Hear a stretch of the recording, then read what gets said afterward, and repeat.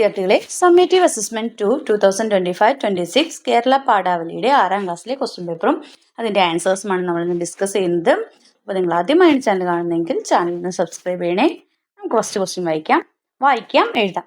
കുട്ടികളോടൊപ്പം സമയം ചിലവിടാൻ വളരെയധികം ഇഷ്ടപ്പെട്ട ജവഹർലാൽ നെഹ്റു പ്രകൃതിയും മനുഷ്യരും ഇണങ്ങി ജീവിക്കേണ്ടതിൻ്റെ ആവശ്യകത കുട്ടികളെ ഓർമ്മിപ്പിച്ചു. പൂക്കളെയും കുഞ്ഞുങ്ങളെയും അദ്ദേഹം ഒരുപോലെ സ്നേഹിച്ചു. പൂക്കൾക്കും കുഞ്ഞുങ്ങൾക്കും പൊതുവായി ചില പ്രത്യേകതകൾ ഉണ്ടെന്ന് അദ്ദേഹം കരുതി. രണ്ടും ഈ ഭൂമിയിൽ ഏറ്റവും മനോഹരവും പരിശുദ്ധവുമാണ്. കുട്ടികളുടെ വിദ്യാഭ്യാസത്തിന്റെ ശക്തനായ വക്താവായിരുന്നു നെഹ്റു. ഇന്ത്യൻ സമൂഹത്തിന്റെ നട്ടെല്ലായി കുട്ടികളെ അദ്ദേഹം കണക്കാക്കി. കുട്ടികളുടെ അവകാശങ്ങൾ, ശിശു സംരക്ഷണം, എല്ലാ കുട്ടികൾക്കും വിദ്യാഭ്യാസം എന്നിവയെക്കുറിച്ചുള്ള അവബോധത്തിന്റെ ആഘോഷമാണ് ശിശുദിനം. അപ്പോൾ ജവഹർലാൽ നെഹ്റുവിനെ കുറിച്ചും ശിശുദിനത്തെക്കുറിച്ചുമാണ് ഇതിൽ വിവരിച്ചിരിക്കുന്നത്. ഇനി നമുക്ക് ക്വസ്റ്റ്യൻസ് നോക്കാം.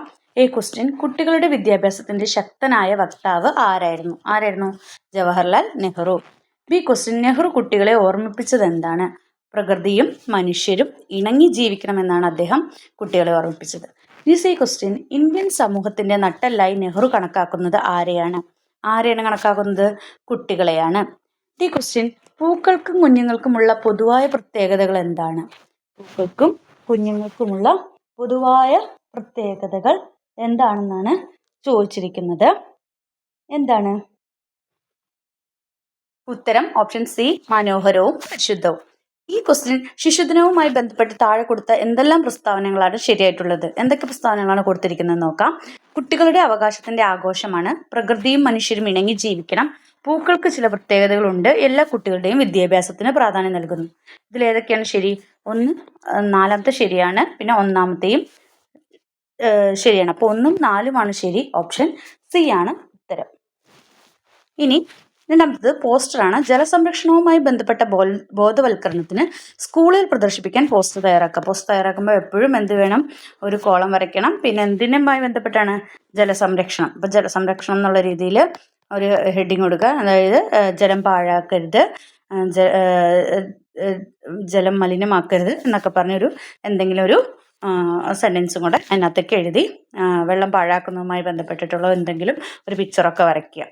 അപ്പോൾ അത് അല്ലെങ്കിൽ നിങ്ങളത് സേവ് ചെയ്യുന്ന രീതിയിലുള്ള രീതിയിൽ പിക്ചറൊക്കെ വരയ്ക്കുക. പിന്നെ രണ്ടാമത്തെ ബി, എന്നും സന്തോഷമായിരിക്കാൻ മാലാഖ പെൺകുട്ടിയുടെ ചെവിയിൽ പറഞ്ഞ മന്ത്രം എന്താണ്? ക്വസ്റ്റ്യൻ: നിന്നെ കൊണ്ട് എല്ലാവർക്കും ആവശ്യമുണ്ട് എന്നതാണ് പറഞ്ഞത്. രണ്ടാമത്തെ സി, വയൽക്കാഴ്ചകൾ എന്ന കവിതയിൽ കർഷകരുമായി ബന്ധപ്പെട്ട ശരിയായ പ്രസ്താവന ഏതെന്നാണ് ചോദിച്ചിട്ടുള്ളത്. ശരിയായ പ്രസ്താവന എന്ന് പറയുന്നത് 1ഉം 2ഉമാണ്. അതായത് പനയോലക്കുട ചൂടിപ്പണിയാൻ ഉത്സാഹം പൂണ്ടെത്തിയവർ, പറകൊട്ടിയും താളം ഒപ്പിച്ച് കൊത്തിക്കളിക്കുന്നവർ. അപ്പോൾ 1ഉം 2ഉമാണ് ശരി. ഓപ്ഷൻ ബി ആണ് ഉത്തരം. ഇനി മൂന്നാമത്തേൽ കഥാപാത്ര നിരൂപണമാണ്. പറക്കാൻ ശ്രമിച്ചപ്പോൾ മാത്രമാണ് പക്ഷിക്കുഞ്ഞിന് തൻ്റെ ശക്തി തിരിച്ചറിയാൻ കഴിഞ്ഞത്. പ്രയോഗിക്കുമ്പോൾ മാത്രമാണ് അറിവും കഴിവും അർത്ഥപൂർണ്ണമാകുന്നത്. ആദ്യത്തെ പറക്കൽ എന്ന കഥയിലെ കടൽ കോഴിക്കുഞ്ഞിൻ്റെ ശക്തിയും ദൗർബല്യവും ഉൾപ്പെടുത്തി കഥാപാത്രം തയ്യാറാക്കുക. അപ്പോൾ ആരുടെയാണ്? കടൽ കോഴിക്കുഞ്ഞിൻ്റെ കഥാപാത്രം. അപ്പോൾ അതിന് ആദ്യം അതിൻ്റെ മനസ്സിലുണ്ടായിരുന്ന ദുഃഖവും പ്രശ്നങ്ങളും ദൗർബല്യവും പിന്നീട് അതിന് കൈവന്ന ശക്തിയും അത് തിരിച്ചറിഞ്ഞതും അപ്പോൾ അതിൻ്റെ പ്രത്യേകതകളൊക്കെ പറഞ്ഞ് കഥാപാത്രം നിരൂപണം തയ്യാറാക്കാനാണ് പറഞ്ഞിരിക്കുന്നത്. അല്ലെങ്കിൽ ലഘു ഉപന്യാസം തയ്യാറാക്കാനാണ്. 19ാം നൂറ്റാണ്ട് പുരോഗമിച്ചതോടെ മാറ്റത്തിൻ്റെ ഗതിക്ക് വേഗത കൂടി. ശാസ്ത്രത്തിൻ്റെ മുന്നേറ്റത്തെക്കുറിച്ച് ലഘു ഉപന്യാസം തയ്യാറാക്കാനാണ്. അതായത് ഇവിടെ കുറച്ച് കാര്യങ്ങൾ തന്നിട്ടുണ്ട്. എന്താണ്?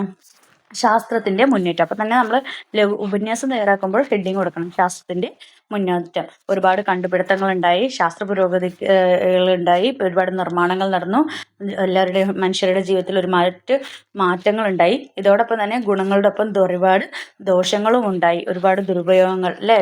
സോഷ്യൽ മീഡിയ അല്ലെങ്കിൽ നമ്മളുടെ ഫോൺ മുതലായവ, ടെലിവിഷൻ ഒക്കെ ഉണ്ടായ ദുരുപയോഗങ്ങൾ, ഈ ലോകത്തെ തന്നെ നശിപ്പിക്കാൻ കഴിയുന്ന രീതിയിലേക്ക് അത് മാറിയത് ഒക്കെ നമുക്ക് എഴുതാം. അപ്പോൾ ഗുണവും ദോഷവും എഴുതി ഒരു ഉപന്യാസം തയ്യാറാക്കാനാണ് പറഞ്ഞിട്ടുള്ളത്. നെക്സ്റ്റ് അഭിപ്രായക്കുറിപ്പാണ്. പെൺകുട്ടികൾക്കും സ്ത്രീകൾക്കും വലിയ പരിഗണനയും സ്വാതന്ത്ര്യവും ലഭിക്കുന്ന നാടാണ് കേരളം. ഇവിടെ ഇഷ്ടപ്പെട്ട തൊഴിൽ ചെയ്യാനും പഠിക്കാനും എല്ലാം അവസരങ്ങളുണ്ട്. ചില തൊഴിലുകൾ കൂടി ചെയ്യുന്നവരായി ഇവിടുത്തെ പെൺകുട്ടികൾ മാറിയാൽ നന്നാവുമെന്ന് തോന്നാറുണ്ട്. തൊഴിൽ തേടി കേരളത്തിലെത്തിയ മറുനാടൻ കുടുംബത്തിലെ ദറക്സ പർവീൻ പറഞ്ഞതാണിത്. ഇതിനോടുള്ള നിങ്ങളുടെ അഭിപ്രായം കുറിപ്പായി രേഖപ്പെടുത്താനാണ് പറഞ്ഞിട്ടുള്ളത്. അപ്പോൾ നമ്മുടെ കേരളത്തെക്കുറിച്ചുള്ള നമ്മളുടെ ഒരുപാട് അവസരങ്ങൾ പെൺകുട്ടികൾക്ക് ഒരുപാട് എന്താണ് സുരക്ഷിതത്വവും ഇതൊക്കെ ലഭിക്കുന്ന നാടാണെന്നാണ് പറഞ്ഞിരിക്കുന്നത്. പിന്നെ തൊഴിലുകൾ കൂടി അതുപോലെ തൊഴിലുകൾ കൂടി ചെയ്യുന്നവരായിട്ട് ഇവിടുത്തെ പെൺകുട്ടികൾ മാറിയാൽ നമ്മൾ എന്ത് ചെയ്യും? വളരെ ഡെവലപ്പാവും. വികസിക്കും നമ്മുടെ നാട്, അല്ലേ? കേരളം എന്ന് പറയുന്ന നമ്മുടെ നാട്. അപ്പോൾ അത് നിങ്ങളുടെ അതിനെക്കുറിച്ചുള്ള അഭിപ്രായം കുറിപ്പായി എഴുതാനാണ് പറഞ്ഞിരിക്കുന്നത്. അല്ലെങ്കിൽ താരതമ്യക്കുറിപ്പ് തയ്യാറാക്കാനാണ്. ഇളനീരിനോടൊത്ത് തണ്ണി ഇളക്കിക്കൊണ്ടൊഴുകും കളസ്വപ്നത്താൽ നിള നല്ലൊരു പാട്ടുകാരി പോലെ. ഇപ്പോൾ ചെറു കുഴികളിൽ ചെറുചാലുകളായി വെള്ളം, അതും കറുത്തിരുണ്ട ചായപ്പൊടി വെള്ളം. അടുത്തത്, ഒരു കാലത്തെ പുഴയുടെ സുന്ദരമായ സ്ഥിതിയും ഇപ്പോഴത്തെ മലിനീകരണവും സൂചിപ്പിക്കുന്ന വരികളാണ് മുകളിൽ തന്നത് താരതമ്യക്കുറിപ്പ്.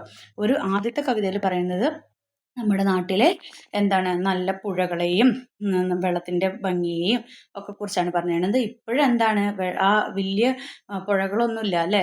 പുഴകളൊക്കെ ഇങ്ങനെ ചുരുങ്ങി നീർച്ചാലുകൾ പോലെയായി മാറുന്ന അവസ്ഥയും നമ്മുടെ വെള്ളം മലിനമായതിൻ്റെ കാര്യങ്ങളൊക്കെയാണ് പറഞ്ഞത്. അപ്പോൾ ആ രണ്ട് സിറ്റുവേഷനും താരതമ്യം ചെയ്ത് കുറിപ്പ് തയ്യാറാക്കാനാണ് പറഞ്ഞിരിക്കുന്നത്. അഞ്ചാമത്തെ ക്വസ്റ്റ്യൻ സംഭാഷണം തയ്യാറാക്കാനാണ്. മത്സ്യത്തെ കൊത്തി വിഴുങ്ങുന്ന അമ്മയെ നോക്കി ആഹാരത്തിന് അപേക്ഷിക്കുന്ന കടൽക്കോഴി കുഞ്ഞിനെ പാഠഭാഗത്ത് കണ്ടല്ലോ. അവ തമ്മിൽ നടത്താനിടയുള്ള സംഭാഷണം. അപ്പം അമ്മയെയും ഈ കടൽ കോഴിക്കുഞ്ഞും തമ്മിലുള്ള സംഭാഷണമാണ് നിങ്ങൾ എഴുതേണ്ടത്. ഇനി അടുത്ത ആസ്വാദനക്കുറിപ്പാണ്. നഗരക്കാഴ്ചകൾ. ഇടതടവില്ലാതെ ചീറിപ്പായുന്ന വാഹനങ്ങൾക്കിടയിൽ കുട്ടികളെ മാറോട് ചേർത്ത് ഭിക്ഷയാചിച്ച് നടക്കുന്ന നാടോടി സ്ത്രീകൾ, നടപ്പാതകളിൽ കച്ചവടക്കാരുടെ ശ്ലോകം പോലെയുള്ള മാടിവിളികൾ, തീവണ്ടികളുടെ നീണ്ട കൂക്കി വിളിക്കലുകളിൽ, റെയിൽവേ സ്റ്റേഷനിൽ ആഹ്ലാദ തിരക്കുകൾ, മറുഭാഗത്ത് സങ്കട തിരക്കുകൾ. ഈ കോലാഹലങ്ങൾക്കൊന്നും ചെവി കൊടുക്കാതെ വലിയ തിരക്കോടെ മൊബൈലും തടി ചിലർ. ജസ. കവിതയിലെ ആശയവും സ്വന്തം നിരീക്ഷണങ്ങളും ഉൾപ്പെടുത്തി ആസ്വാദനക്കുറിപ്പ് തയ്യാറാക്കാനാണ് പറയുന്നത്. ഈ കവിതയിൽ പറയുന്നത്, ഒരു ഭാഗത്ത് നമ്മുടെ കുട്ടികൾക്ക് വിദ്യാഭ്യാസവും അവർക്ക് വേണ്ടാത്ത ഭക്ഷണം പോലും കൊടുക്കാൻ കഴിയാതെ ആ കുട്ടികളെയും കൊണ്ട് നടക്കുന്ന സ്ത്രീകളുടെ അവസ്ഥയും ദാരിദ്ര്യവുമാണ് ഒരു ഭാഗത്ത് പറയുന്നതെങ്കിൽ, മറ്റു ഭാഗത്ത് ഇതൊന്നും ബാധിക്കാത്ത ചില മനുഷ്യർ, അവർ മൊബൈൽ ഫോണും തോണ്ടി അവരുടേതായ ഇതൊന്നും കാണാതെ സ്വയം ജീവിക്കുന്ന വേറെ കുറേ പേര്, അല്ലേ? അപ്പോൾ ഈ രണ്ട് കൂട്ടരെയും ഉൾപ്പെടുത്തിയിട്ടാണ് ഈ കവിതയിൽ പറഞ്ഞിരിക്കുന്നത്.